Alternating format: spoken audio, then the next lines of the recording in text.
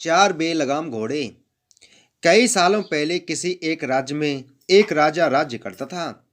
इस राजा को घोड़े पालने का बहुत शौक था। इस राजा के पास वैसे तो कई सारे घोड़े थे, लेकिन इसके पास चार ऐसे जंगली घोड़े थे जो इस राजा को काफी पसंद थे। राजा ने इन घोड़ों को ट्रेन करने के लिए कई ट्रेनरों को बुलाया, मगर कोई भी इन घोड़ों को अच्छे से ट्रेन नहीं कर पाया। जब भी कोई इन पर बैठने की कोशिश करता तो यह उसे तुरंत अपनी पीठ से फेंक देते या उसे लात मार देते। राजा को घोड़े प्यारे बहुत थे, इसलिए ट्रेनरों को सख्त वार्निंग दी जाती थी कि इन पर जोर जबरदस्ती ना की जाए, यानी कि इन्हें मारा पीटा ना जाए। कई महीने निकल गए, मगर कोई भी ट्रेनर घोड़ों को अच्छी तरह से ट्रेन करने में सक्षम नहीं हो पाया। तब राजा ने अपने राज्य में ढिढोरा पिटवाया कि जो भी व्यक्ति इन घोड़ों को अच्छे से ट्रेन कर देगा उसे बहुत बड़ा इनाम दिया जाएगा। कुछ दिनों बाद एक युवा ट्रेनर राजा के पास आया। राजा ने अपनी शर्त की, घोड़ों की ट्रेनिंग बिना मार पिटाई होनी चाहिए, ऐसा उस युवा को बताई। युवा ने राजा की शर्त मान ली और अपनी तरफ से भी राजा के सामने दो शर्तें रख दी। युवा ट्रेनर बोला, मैं आपकी हर शर्त मानने के लिए तैयार हूँ, मगर मेरी भी दो शर्तें हैं। जो आप मानो तभी मैं आपके घोड़ों को ट्रेन कर पाऊंगा। राजा ने कहा, पहले शर्त तो बताओ। ट्रेनर बोला, पहली शर्त है कि मुझे इन घोड़ों को ट्रेन करने के लिए कुछ महीने या पूरा साल भी लग सकता है, उतना वक्त दिया जाए। और दूसरी शर्त यह है कि इन घोड़ों के खाने पीने रहने का बंदोबस्त पूरा मुझ पर छोड़ दिया जाए। राजा के पास कोई और विकल्प था नहीं। कोई भी ट्रेनर आज तक घोड़ों को ट्रेन करने में सफल नहीं हो पाया था, और अब तो नए ट्रेनर्स भी आने बंद हो गए थे। राजा ने युवा ट्रेनर की सारी शर्तें मान ली और घोड़े उसे सौंप दिए। युवा ट्रेनर अगले दिन से ही एक घोड़े से बाड़े में इन घोड़ों को लेकर गया और वहां सबको खुला छोड़ दिया। ट्रेनर बाड़े के किनारे किनारे पर दौड़ने लगा। फिर दौड़ते दौड़ते थकने के बाद यह युवा ट्रेनर वहीं बाड़े में लेट गया। वहां से उठने के बाद उसने खुद ही घोड़ों को चारा खिलाया और पानी पिलाया। इन सब प्रक्रिया के दौरान उसने घोड़ों को नहीं बांधा था। अगले दिन भी ट्रेनर ने वही सारा काम दोहराया जो उसने पहले दिन किया था। यह काम उसका नित्य क्रम बन गया। वह घोड़ों को बाड़े में खुला छोड़ देता, उन्हें घास चारा खिलाता और बाड़े के किनारे किनारे दौड़ता रहता। धीरे धीरे चारों घोड़े भी उस ट्रेनर के पीछे पीछे दौड़ना शुरू कर दिए। घोड़ों को लगने लगा कि ट्रेनर उनका दोस्त है और उनसे प्यार करता है। सारे घोड़े ट्रेनर के साथ बहुत ही सहज महसूस करने लगे।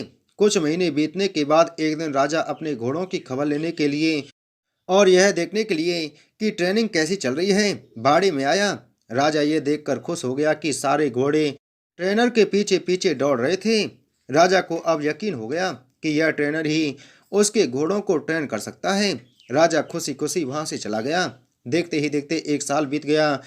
तब जाकर युवा ट्रेनर ने राजा को संदेशा भिजवाया कि घोड़े पूरी तरह ट्रेंड हो चुके हैं, सो राजा एक बार आकर देख ले।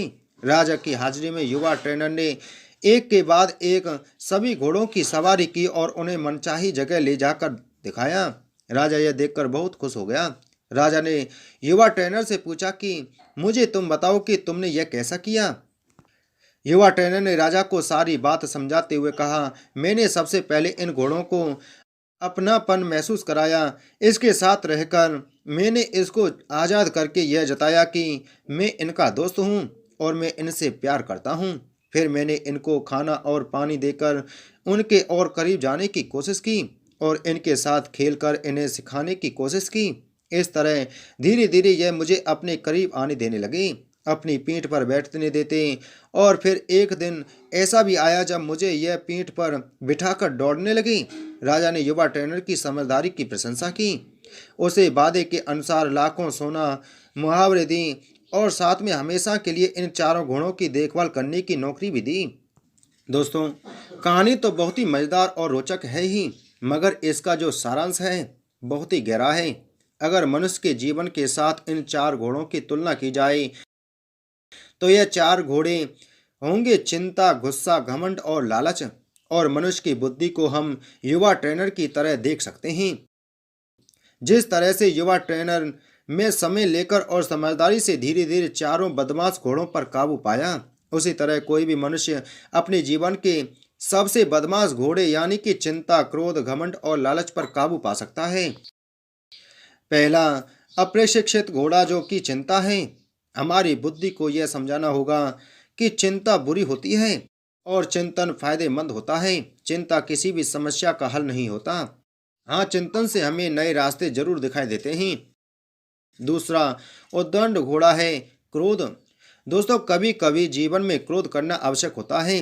कभी कभी ऐसी परिस्थितियां आती हैं जब आपका हक कोई मार रहा हो या बेवजह आप पर जुल्म कर रहा हो, तब क्रोध करना कोई बुरी बात नहीं है। मगर क्रोध कब करना है, कैसे करना है, कितना करना है, किस पर करना है, इन सब की लगाम अपने हाथों में रखना बहुत जरूरी है।